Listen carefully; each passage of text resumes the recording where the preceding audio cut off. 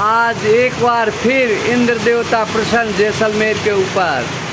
आज गणेश चौथी के उपलक्ष्य में जैसलमेर में अच्छा बारिश। देखिए गुलासतला रोड के ऊपर बहता हुआ ये सुंदर नदी की तरह पानी।